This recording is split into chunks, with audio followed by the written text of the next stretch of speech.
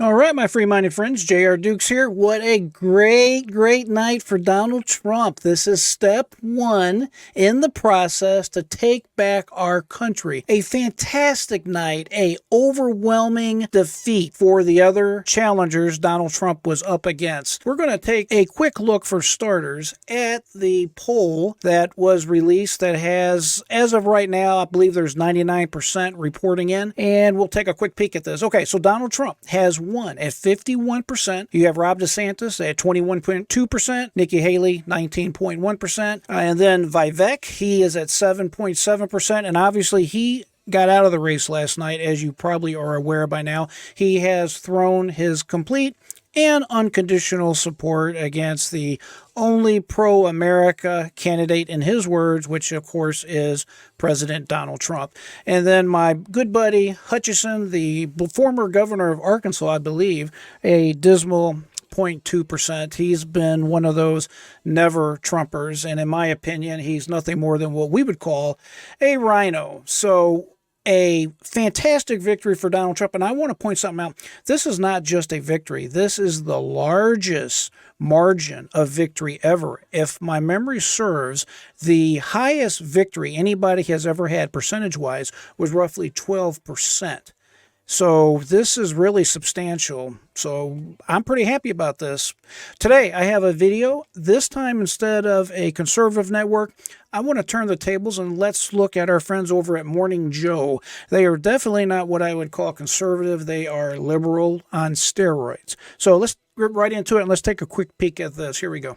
NBC News decision desk and multiple other news outlets were able to project him as the winner just 35 minutes after caucusing began in the frigid temperatures. Trump ended up with 51% of the vote, winning 98 of the state's 99 counties, despite visiting only 15 of them.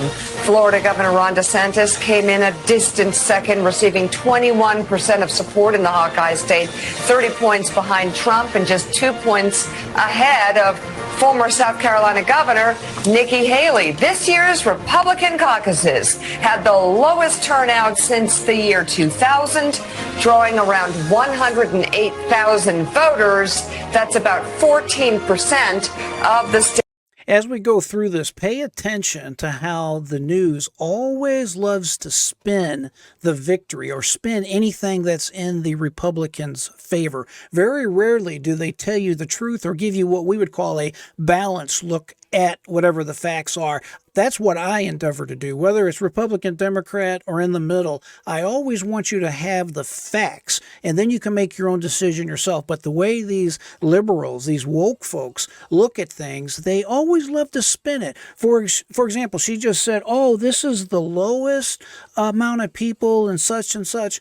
Well, a victory is a victory, and we're only talking about a 14% difference. And she fails to mention there was record cold, roads that were extremely dangerous and impassable at times, yet such a large number of people decided to show up, go through the weather, and vote for their president, Donald Trump. Let's get back to it. States registered Republicans. Good morning and welcome to Morning Joe. It is Tuesday, January 16th. So how did the results reflect compared to the polls? Well, I think there was a big winner. I think there was a big loser. The big winner, of course, Donald Trump. He got over 50% of the vote. The big loser, of course, the Republican Party, who was strapped with the Republican loser, a seven-time loser. And the problem for Republicans, I'm not sure what that seven-time loser comment is about, but again, the way they spin this is just unbelievable. It is wrong, and it is so biased. They don't even pretend to try to be balanced in their look at anything pertaining to Donald Trump. is they started in Iowa. This is just a perennial problem for the GOP. And it really, Willie, it's a problem that the Democrats fixed. But you go back and you look, who won in 2008? It was Mike Huckabee. Who won in 2000? Was it Huckabee? Yeah, Huckabee, yeah, I think Santorum. Huckabee won in 2008. Santorum won in 2012. Ted Cruz won in 2016. You go back to 1988. You had televangelist Pat Robertson feeding the sitting vice president of the United States, George H.W. Bush. I actually went back last night and looked at the there you go. news coverage. LA Times quoted young George W. Bush saying, "We got whipped." And they did get whipped. Okay, I wanted you to see this clearly, so I went ahead and repositioned the screen here. And I have to tell you, my buddy Joe actually has a decent point here. The Iowa caucus has not always been a very good indicator of who was going to go on to win the presidency of the United States. And his point is well taken. There has only been, since 2000, one candidate, George W. Bush, that actually won Iowa and went on to the White House. So he does have a point here, and we'll see where this goes. Whipped.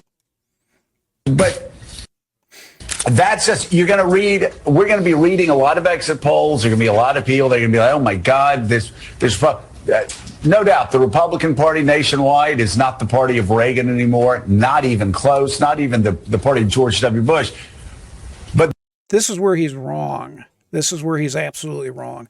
The Republican Party has returned as the party of Reagan.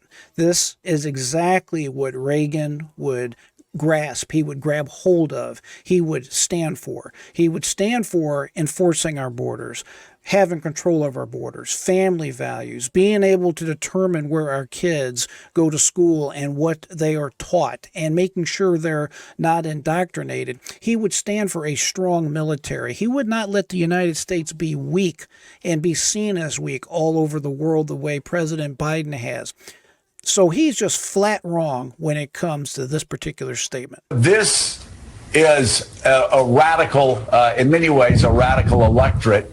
If you look at what they say, and again, they have set up, once again, Donald Trump, their weakest candidate to go to the general election. And a great night for Donald Trump, given the fact that DeSantis wasn't pushed out of the race and Haley wasn't pushed out of the race. So these two continue splitting the anti-Trump.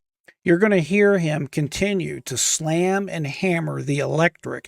These people just don't get it. It always cracks me up. They just don't get it. Instead of taking time and figure out, why is Donald Trump so popular? What is it he does that gives him his charisma? Why do people relate to him? Why do people want him as president again? They would rather attack him and say, basically, if you vote for Donald Trump, you're stupid. You buy the big lie. You are a person that we don't even really need to talk about because the electorate is stupid. They're uneducated. They are really not able to be convinced. And you'll see this theme as we continue. Trump vote in half, and Donald Trump loves that. You're exactly right. Donald Trump could not have asked for a better scenario than last night. For the obvious, because he won by 30 points, which is about where he was polling. But as you say, that close race between Ron DeSantis and Nikki Haley, separated by only about 1,400 votes, means Ron DeSantis is not going anywhere. He's not getting out of this race. In fact, he's going today to South Carolina, signaling that Nikki Haley may be better off in New Hampshire, but he likes his chances in South Carolina. We can debate that. But the point being, Donald Trump still gets two people splitting that other never Trump vote now for another month. Okay, I got to throw the flag over this. You know what flag I'm talking about, the BS flag.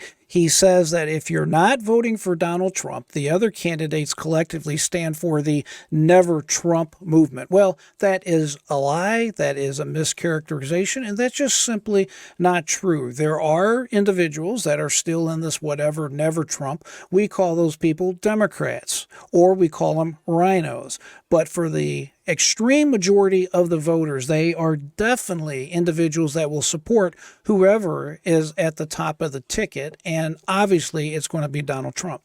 At least. And as you also pointed to, Joe, the radicalism of the party, and we'll look at some of this, but if you look at the entrance polling from NBC News and other outlets, Republican voters have bought the big lie in overwhelming majorities, believe that Joe Biden is not the legitimate president, and that will persist, and that will stick to Donald Trump in a general election. So, see, this is the problem that the Democrats have. They refuse to understand what is going on. They refuse to try to figure out what is going on. They just don't care. They'd rather tell you that you bought into the big lie, that you're stupid, that you don't really deserve to vote, that they are here and you are here.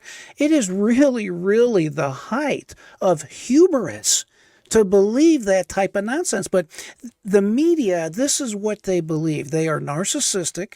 They believe that they know better than you.